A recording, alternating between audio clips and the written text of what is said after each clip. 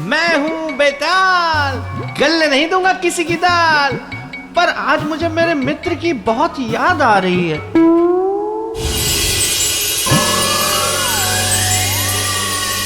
पृथ्वीलोक का मित्र।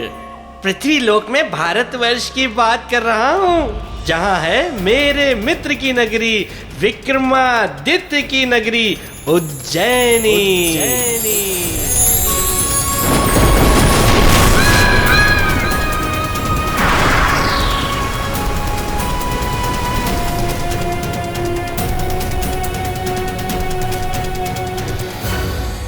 जहाँ मेरे मित्र विक्रमादित्य का शासन था, जो अपने न्याय के लिए बहुत प्रसिद्ध था। मैं स्वयं प्रेत लोक त्याग कर तब का आकर अपने मित्र की नगरी में जो बसा, तो अब तक वापस नहीं गया। किंतु विक्रमादित्य को सदियों उनके बराबर कोई राजा नहीं मिला। समय बीतने लगा और देखते देखते 1100 वर्ष बीत गए। विक्रमादित्य के शासन काल से लेकर अब तक कोई राजा ऐसा नहीं आया जो मेरे मित्र के नाखून की भी बराबरी कर सके। आजकल यहाँ का राजा कोई भोज है। वैसे तो बहुत गुण है उसमें। कहते हैं कि राजा भोज बड़ा पराक्रमी है।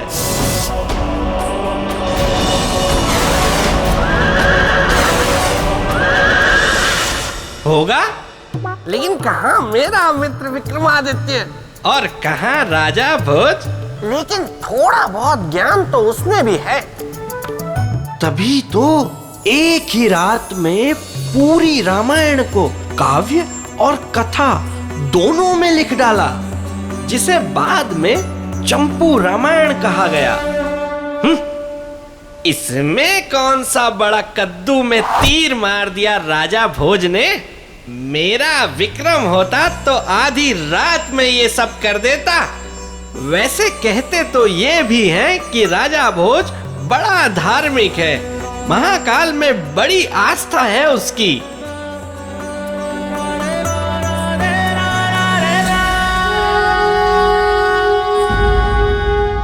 होगी, मुझे क्या, मेरे विक्रम जैसी आस्था तो हो ही नहीं सकती। लेकिन राजा भोज न्याय प्रिय और जनप्रिय तो है ही।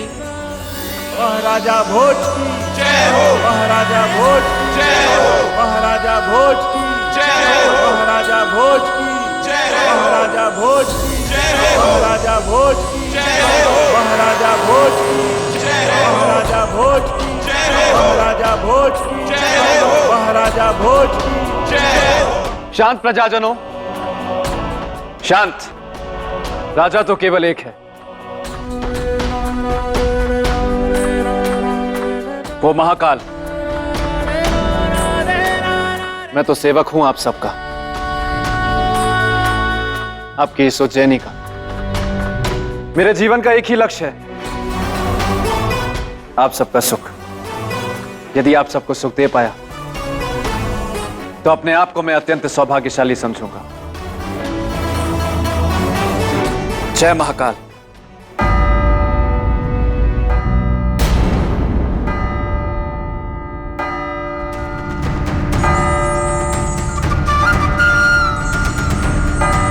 न्याय के घंटे की आवाज किसके साथ हुआ है? आज हम न्याय की गुहार लगाने के लिए नहीं आए हैं महाराज, बल्कि एक जटिल समस्या के समाधान की आस लेकर आए। समस्या? कैसी समस्या? समस्या यह है महाराज कि हम सभी एक मूर्ख चरवाहा के कारण भारी धर्म संकट में पड़ गए।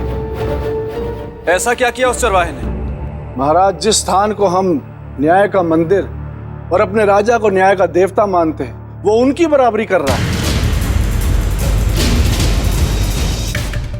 मैं कुछ समझा नहीं सरपंच जी। महाराज, वो आप ही के समान नीति, न्याय, ज्ञान और धर्म की बातें करता है, और उसका यही आचरण हमारे धर्म संकट का कारण बन गया है। कि आपके होते हुए कैसे हम उसके न्याय को माने। कैसे उसे वही सम्मान दे जिसके अधिकारी केवल आप हैं। ये तो आपका अपमान है महाराज। नहीं सरपंच जी, ये तो हमारे लिए गौरव की बात है। ये हमारे राज्य का चरवाहा भी इतना गुणवान और विचारवान है। कहां रहता है वो चरवाहा? गांव में एक टीला है महाराज। अधिकतर समय वो उसी टीले पर पड़ा रहता है और उसी टीले पर बैठकर वो ज्ञान की अनोखी अनोखी बातें करता है। हम उस ज्ञानवान चरवाहे का स्वागत करते हैं और घोषणा करते हैं कि उससे मिलने हम स्वयं जाएंगे। तैयारी की जाए।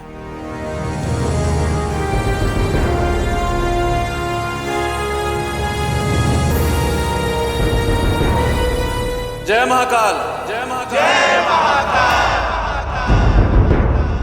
अरे वाह वाह वाह, अरे ये हुई ना राजाओं वाली बात। राजा होकर एक चरवाहे से मिलने जाएंगे। वाह वाह वाह राजा हाँ? ये मैं राजा भोज की प्रशंसा क्यों कर रहा हूँ? सिर्फ जाने से क्या होगा?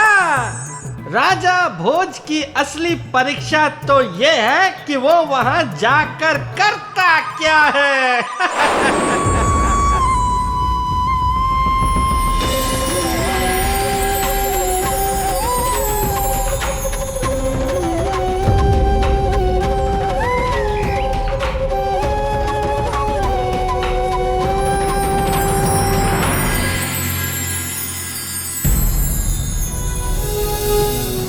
प्रणाम महाराज, आपका स्वागत है। आपकी न्याय और ज्ञान की बातों ने मुझे यहाँ आने पर विवश कर दिया, इसलिए आपसे मिलने चले आए। लेकिन महाराज, आप केवल मिलने नहीं आए हैं। ढेरों प्रश्न हैं आपके मन में जिनका उत्तर आप जानना चाहते हैं। कहिए महाराज, क्या जानना चाहते हैं आप? जीवन और मृत्यु का सच। जीवन उद्देश्य पाने का मार्ग है और मृत्यु मोक्ष का कारण। अद्भुत। आप जैसे ज्ञानी को तो हमारी राजसभा में होना चाहिए। आचार्य जी, कल इन्हें सम्मान पूर्वक हमारी राजसभा में लाएं। जो आज्ञा महाराज। जय महाकाल, जय महाकाल। ऐ मेरे परम प्यारे पेड़, सुना तुमने? अरे उस चरवाहे की बातें सुनकर न जाने क्यों मुझे मित्र विक्रम की याद आ रही है।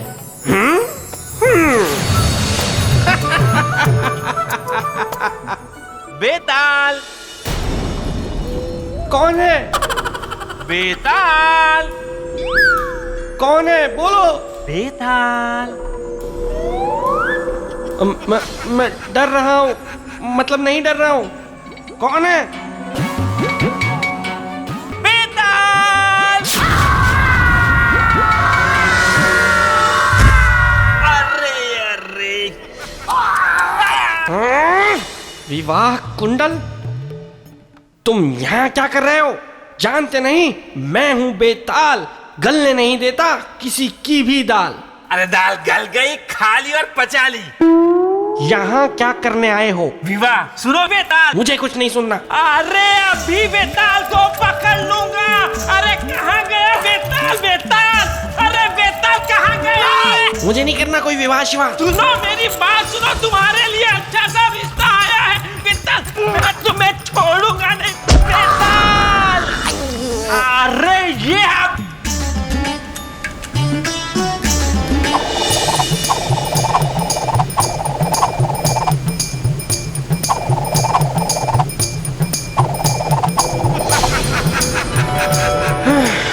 बच गया। पता नहीं आखिर ये विवाह मेरा विवाह क्यों करवाना चाहता है, और विवाह करने से आखिर मिलता क्या है? दुख है? से मुक्ति। अरे बेताल, जिस बेतालनी का रिश्ता मैं तुम्हारे लिए लेकर आया हूँ ना, उसके सौंदर्य के चर्चे हैं प्रेतलोक में। अरे सुनो तो, बेतालनी जिद पर अड़ी है, विवाह करूंगी तो सिर्फ बेताल से। क्या? रहे हो? कौन से हीरे मोती जड़ेंगे तुम्हें? हैं? दिखता भी तो अजीब सा है। अजीब सा नहीं हूं मैं, वो तो कई वर्षों से धूल मिट्टी झड़ी नहीं है बदन से, इसीलिए ऐसा हो गया। अरे तो मान जाओ ना विवाह के लिए। अरे प्रेत लोक के प्रसिद्ध कवि चांडाल पानी की बेटी है सौंदर्य लेखा। होगी वो किसी की भी बेटी। विवाह कुंडल जाकर कह दो उस बेतालनी से कि बेताल और कबूतर में फर्क है। कबूतर में? वो कैसे? दिखाऊं कैसे? मैं फुर्र से उड़ जाता हूँ। बेताल, मुझसे तो बच के उड़ गए, उससे कैसे बचोगे? आ रही है प्रेत लोक से सौंदर्य लेखा। अब मैं चला।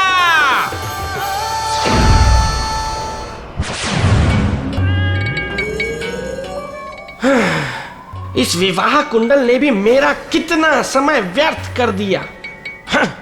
अब तो बस जल्दी से सुबह हो ताकि वो चरवाहा राजा भोज के राजमहल में आए और पता लगे कि आखिर चक्कर क्या है। स्वागत है आपका महारानी वल्लरी। यही हैं वो विद्वान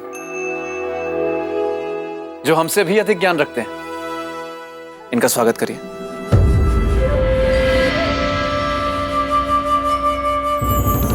मैं इस योग्य नहीं हूं। मुझे राजा को टीले के रहस्य के बारे में बताना चाहिए।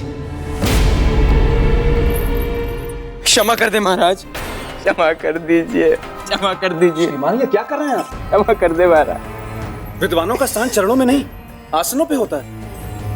नहीं महाराज, हम तो ठहरे एक मूर्ख चरवाहा। काला अक्षर भैंस बराबर, ये सब हम क्या जाने।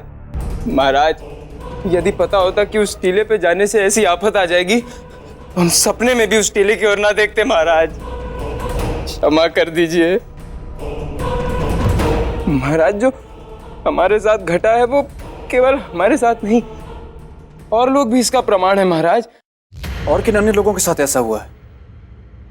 हम उनसे मिलना चाहेंगे। एक तो मैं हूं महाराज। आप कौन हैं और क्या परिवर्तन हुआ है आपके जीवन में? अब तो मैं उस टीले के कारण एक सन्यासी हूं महाराज, किंतु इससे पहले मैं एक डाकू था, एक ठग था, एक लुटेरा था। एक दिन की बात है महाराज, मैं डकैती करके भाग रहा था, तभी कुछ सैनिक मेरा पीछा करने लगे।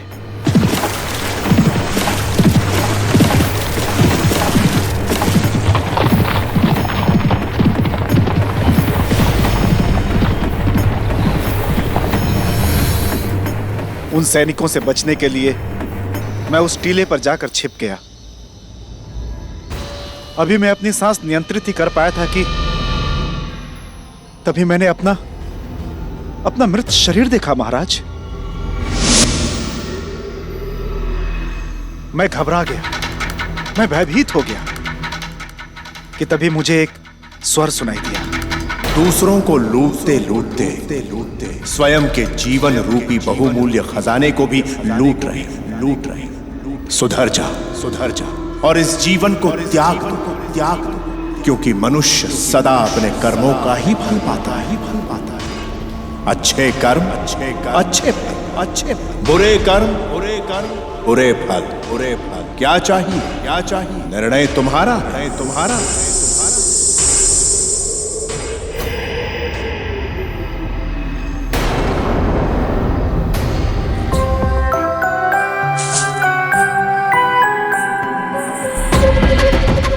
और महाराज, उसी दिन उसी घड़ी मैंने डाकू का जीवन सदा के लिए त्याग दिया और एक सन्यासी का जीवन धारण कर लिया महाराज। सन्यासी जी सत्य कह रहे हैं महाराज। उस टीले में अवश्य ही कोई दैवीय शक्ति है, तभी तो मेरा भी जीवन बदल गया।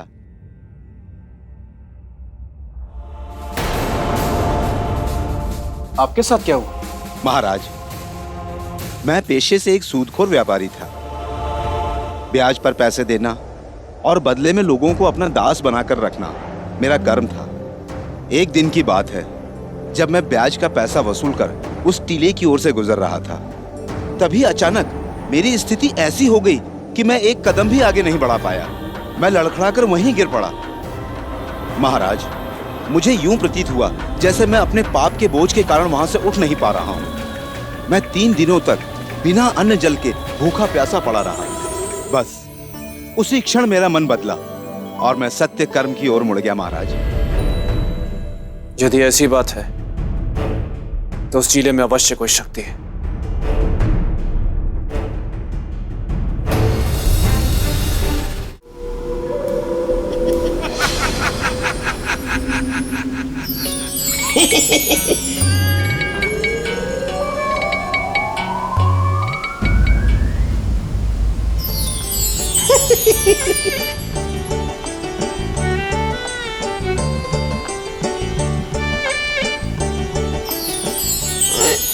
अच्छे। ओए। पैर में गुदगुदी कौन कर रहा है?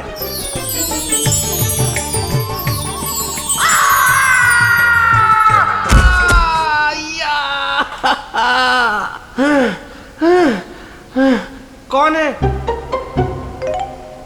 कौन है वहां? सामने आओ। कौन है? मैं डर गया हूं, मतलब नहीं डरा हूं। कौन है?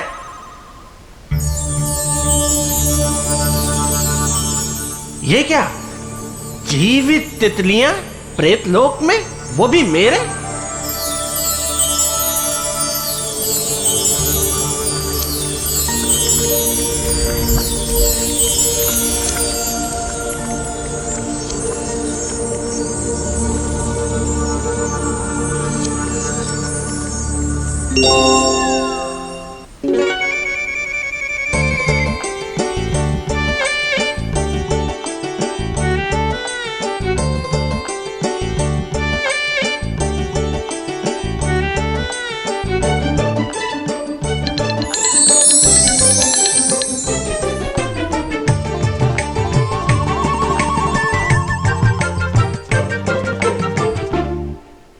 मुझे ऐसे मत देखो, मुझे भी शर्म आती है। कौन हो तुम? मैंने पूछा कौन हो तुम? मैं रूप का मक्खन, सौंदर्य की मलाई, जिससे शादी करने में ही है तुम्हारी भलाई। नाम है सौंदर्य लेखा। विवाह कुंडल। सुनो ना, मैं ना हाँ, जाओ। मैं यहाँ तुमसे शादी करने आई हूँ। क्या? शादी? मुझसे? नहीं, शादी वादी कुछ नहीं, मैं तो आदि भी ना करूं। ठीक है, अगर तुम हो जिद्दी तो मैं भी हूँ हटकी रानी। बांटो। हाँ? तब तक नहीं लूंगी चैन जब तक ना बन जाए हमारी प्रेम कहानी।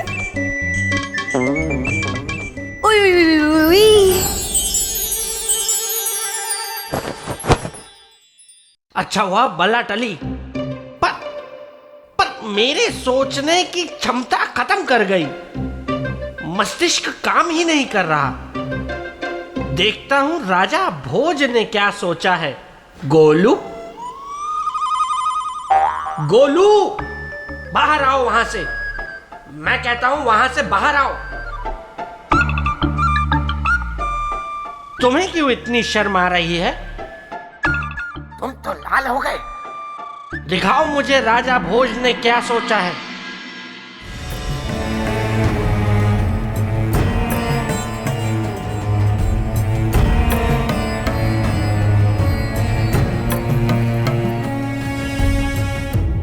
आखिर क्या है उस टीले में? हाँ, आखिर है क्या उस टीले में?